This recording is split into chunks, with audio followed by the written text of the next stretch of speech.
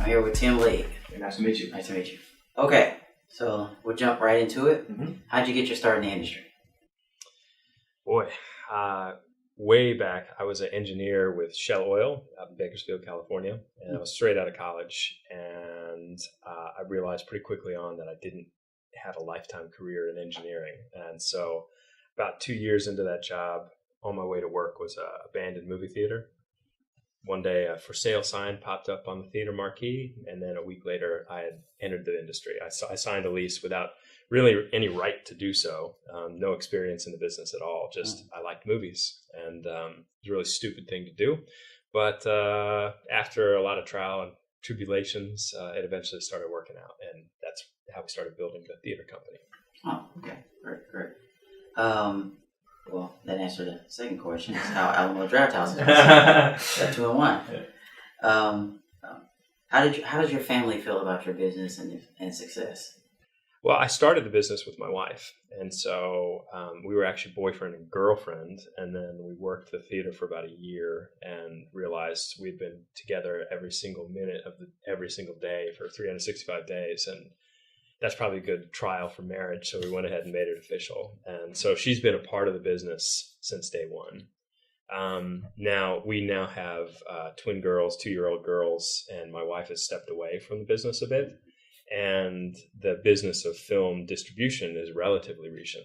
And I'd say that side of the business makes her a little more nervous because it's a little bit of high stakes gambling. Definitely. Okay. What is the state of the theater exhibition industry as you see it? I actually think it's really strong. There's been reports over the past 2 or 3 years that the cinema industry is dying, but right now we find ourselves in very much a record-breaking year, the most profitable year in movie exhibition history. And there's been naysayers since the advent of television that have been saying that cinemas are going to go away, and I just don't think they are. I think as long as we can be offering a compelling experience, we're not competing necessarily with Netflix or home video. People make one important decision, on a Friday or Saturday night. It's like, am I going to stay home or am I going to go out? And we compete with people in the am I going to go out category. So I think it's great. I think it's a great industry, and I certainly hope so because I'm betting my entire livelihood on it. What are your opinions on professional or famous filmmakers using crowdfunding to produce independent films? I love the idea of crowdsourced funding, and I think we're only at the very beginning of it because right now there's laws in place that prohibit crowdfunding from actually allowing investors in a film. So I can foresee in the very near future, I know there's lobbying going on right now, such that you can start a Kickstarter or an Indiegogo for a film project, and instead of giving people a DVD or a T-shirt, you can give them a stake, a half a point in the film.